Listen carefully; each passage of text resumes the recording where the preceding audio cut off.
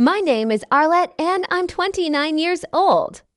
The smell of roasted turkey still makes my jaw tighten because that was the night my brother stood up at Thanksgiving and announced our parents had secretly given him the company I built and that I was getting nothing. We were seated around my parents' long oak table. The same one where I'd once balanced invoices and laptops while everyone else watched football and the candles flickered like they knew something awful was coming. My brother cleared his throat with that practiced confidence. He always wore a tailored suit, lifted his glass, and said it loudly enough to pin every conversation to the wall before we eat. I just want to thank Mom and Dad for believing in me and officially handing me the company. And then, with a smile that cut, he added, Arlette won't be involved anymore. I felt heat rise behind my eyes, not because I was surprised. Betrayal has a smell too metallic and familiar, but because the timing was surgical, chosen to humiliate. My parents didn't look at me, not even when he said I was getting nothing, as if the word itself were a verdict already stamped. I built that company from a borrowed desk in a drafty studio, nights powered by cheap coffee and stubborn hope, while my brother was finding himself on my dime. And now he was standing there like a hero in a story he'd never written, I thought. Of the first client I landed by promising a turnaround I barely knew how to deliver. The contracts I negotiated with hands shaking under the table. The payroll weeks when I paid my team before myself because I couldn't bear to let them down. All of it flashed through me as my mother dabbed her lips with a napkin and my father steadied the grain of the wood as if it could absolve him. My brother kept talking, embellishing the narrative, saying our parents wanted stability, wanted a real leader, wanted someone who could take it to the next level. And I could hear the air in the room thin, forks hovering, relatives holding their breath. Because family dinners have a way of becoming trials without juries, my aunt's eyes flicked toward me. My cousin coughed. The silence begged me to play my part, to shrink, to swallow it. Instead, I took a sip of wine, slow enough to feel the cool glass against my lips, and I tasted the courage I'd been hoarding for years. So I looked at my dad and said, should I tell them now, or do you want to? The question landed like a dropped plate, shattering the careful story my brother was telling.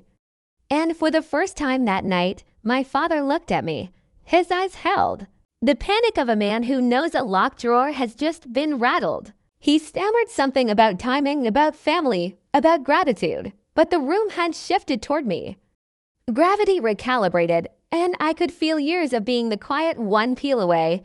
I remembered the emails I'd saved, the signatures I'd insisted on when my parents pushed me to keep it informal, the clauses I'd added late at night because I trusted paper more than promises. I remembered my brother's name missing from the documents when it mattered and mysteriously appearing when it didn't, and I understood then that their plan relied on my silence more than his speech. I didn't raise my voice. I didn't need to. Calm can be louder than shouting. I let the pause stretch until even the turkey seemed to cool. Then I asked again gently, should I tell them now, or do you want to? My brother's smile wavered. The room leaned in. And in that held breath, I felt something unfamiliar bloom, control. I explained how the company hadn't been a family project the way they liked to say, but something I had started alone at 23 with a loan I repaid myself. How every early contract listed me as founder and sole owner. How my parents had only come in later, offering advice that slowly turned into pressure. And how my brother's sudden promotion had happened behind my back while I was negotiating our biggest expansion. I watched faces change as details replaced assumptions. Relatives leaned forward asking questions he couldn't answer. My mother tried to interrupt, saying this wasn't the place, that Thanksgiving was about togetherness. But I pointed out, still calm, still steady, that they had chosen this place when they announced I was getting nothing, and that togetherness built on lies was just a prettier word for control. My brother snapped that I was exaggerating, that the company needed a stronger presence, and that he was only stepping up. That's when I slid the folder I'd brought, unopened until that moment, across the table toward my dad, telling him he could either explain the signatures himself or let me do it. The folder contained copies of incorporation papers, equity agreements, and emails acknowledging my sole ownership. As my dad flipped through them, his shoulders sagged, the weight of proof bending him forward while my brother's confidence drained into anger. Someone gasped when they realized my brother had been named interim CEO without legal authority. Another relative murmured that this looked bad, very bad. I didn't relish their discomfort. But I didn't soften the truth either. I said I had discovered the transfer attempt weeks earlier, had already consulted counsel, and had decided to wait until Thanksgiving only because I hoped they'd choose honesty before spectacle. But since they hadn't, I was done protecting feelings at the cost of my future. The argument erupted then, voices overlapping, accusations flying. My brother insisted he'd been promised everything since childhood.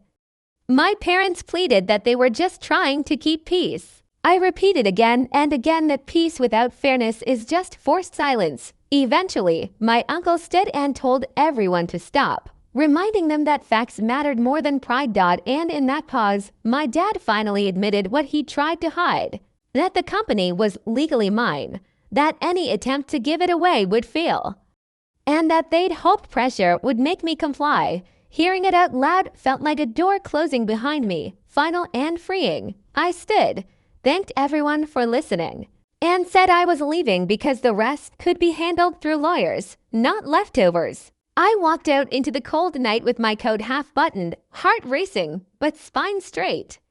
And for the first time in years, I felt light, like I'd set down a burden I didn't know I was carrying. The weeks that followed were messy. Angry messages, forced apologies, and eventually silence. But the outcome was clear. My brother lost his illusion of inheritance.